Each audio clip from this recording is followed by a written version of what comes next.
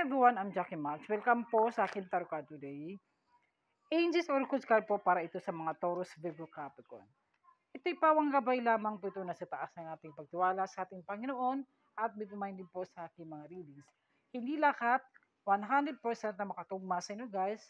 Kunin po ako na sitwasyon kung ano po nakarelate sa inyo guys. Hello sa mga cosmos, hello sa mga Taurus, Virgo, Capricorn. Kumusta po kayo? Okay, ito po. Ito yung mga readings nyo guys. My Father gives you the true bread from heaven. Pangalawa po, thou shalt love the Lord your God with all your heart, and with all your soul, and with all your mind. So, kailangan talaga tayo guys na malaki ang pagtiwala natin sa Panginoon at lalo na sa ating sarili na sana ito yung mga problema na malalagpasan natin. So, kailangan ay always trust to the Lord. Kung ano yung binibigay ng Lord sa ating mga blessings. Sana huwag tayong makalimot magpasalamat sa Kanya.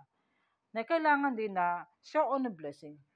Be content what you have. Kung anong may naparating sa'yo, anong binibless ni Lord sa'yo, laging tandaan na marunong tayong tumanaw ng utang na loob ng mga taong nakatulong sa atin or gusto ba natin magtulong sa ibang tao. Kailangan din naman ay galing sa puso. Lalo na sa ating kaluluwa natin, kung ano yung mind, body, spirit po. So, tingnan natin sa The Angels Oracle Card. Be patient. Mga Taurus, Virgo, Capricorn, kung ano yung mga plano nito sa buwan na ito o itong taon na ito na be patient lang. Kung hindi pa time na oras na sinasagot ng mga prayers, no, be patient lang. In the perfect divine timing daharating po. Peace, kailangan mo ng peace of mind, peace of heart, peace of limit, peace of pain. Huwag mong guluhin yung sarili mo. Huwag mong sayangin at huwag kang mapapekto sa lahat ng bagay, lalo na yung na-absorb mo mga negative toxic people na kailangan ay tulungan mong sarili mo. Kailangan din natin ng peaceful resolution, peace, love, and harmony, some of you. Peace comes remembering that only love is real. Yan po, pagyayamanin po ang peace of mind. Aanin natin na maraming pera, huwag tayong mag-alala dahil hindi natin na-achieve yung goals. Patuloy yung mga pangarap natin. Huwag lang kayong para bang naiinip. In the perfect divine timing po. Ito naman, the Saint Michael Oracle card. Your inner guidance is real and trustworthy. Makinggan mo yung kaluluwa mo, yung inner guidance mo, na pakinggan mo intuition mo. Trust intuition, trustworthy, tiwala sa iyong sarili, lalo na sa ating Panginoon, lalo sa ating pagdasal din. Alam ko na malaki ang pagtiwala mo. So, kailangan na natin dagdagan pa natin yung faith natin sa Panginoon po. Kayo po ay divinely guarded ng ating mga gwardyang anghel. Sa pangalawa naman, take your time making decision. Magbigay ka ng oras, maglaan ka ng oras kung anong desisyon mo. Bago ka mag-desisyon, mag-isipan na maigi. Kung ito ay kailangan, kung desisyon, diretsyon na yan. Hindi yung pinagsisihan mo sa uli, meron kang biniblame. Makinig ka sa intuition mo, sa mga wisdom, kung sino yung taong makakatanda sa'yo, kung anong nakakabuti sa'yo. Okay, tingnan natin doon ng mga tarot card readings po sa Angel Oracle card sa mga Taurus, Virgo, Capricorn. Tingnan natin guys ha. Okay, here we go. The Lover. Some of you, recover of illness, may karamdaman po kayo. Pwede to guys na unti-unti na kayong gumagaling, recovery sa kalusugan. Pwede to nurture usap, some of you. The Lovers, may soulmate na paparating sa inyo. O pwede to guys, nakatagpo ka ng soulmate mo. O isa do guys, namimiss at isa kung malayo kayo sa puso mo.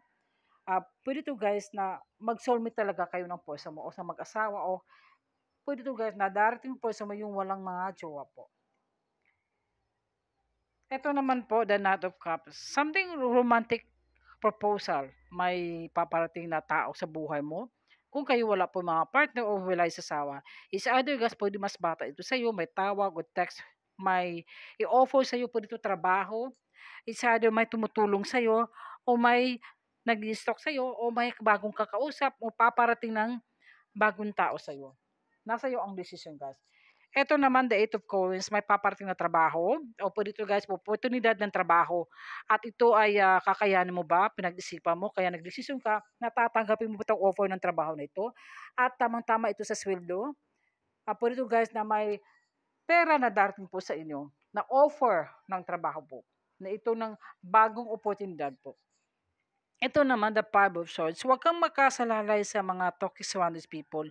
Pakinggan mo ang tuition mo, manalangin, alagaan mo kalusugan mo, nurture yourself. Alam mo na kung sinong toxic, alam mo na kung sinong trusted na tao.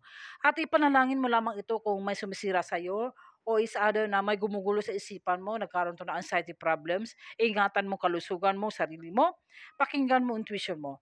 Huwag kang makinig sa anumang mga bagay na alam mo namang nakaka-stress ito sa'yo. So, focus ka sa iyong career mo, lalo na sa kapirahan, at focus ka sa anumang mga bagay na dapat gawin mo ito. Halimbawa, kung importante kung birthday mo ito, bigyan mo ng oras, maglaan ka ng oras na magdasal, magpasalamat, o mag-celebrate kahit kunti lang. Iyan lang po. Tingnan natin po sa The Angels Orcus number card. Okay, ito ba? 111. Wish come true. Kung ano yung nihilingin mo, yung pinagdasal mo sa Panginoon, darating to the perfect divine timing. Moderation, patient, flowing, self-realization, manifestation, gateway, taking action. Kung ano yung manifest mo dating to sa'yo. May mga realization ka na may pagkakamali ka sa past year life o sinong taong nagkamali sa'yo o other na failures, ito na yung taon na to na kailangang ituwid mo to. Wag na yung yung recycle na paulit-ulit nangyari. Kailangan mo new beginnings po.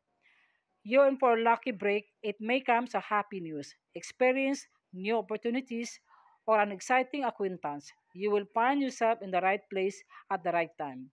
It is not a coincidence, but all gift from fate. So, ito yung guys, be patient lang. Huwag ka daw mawala ng pag-asa. Darating yung lahat ng hingin mo, sa tamang panahon po. 7-7 po.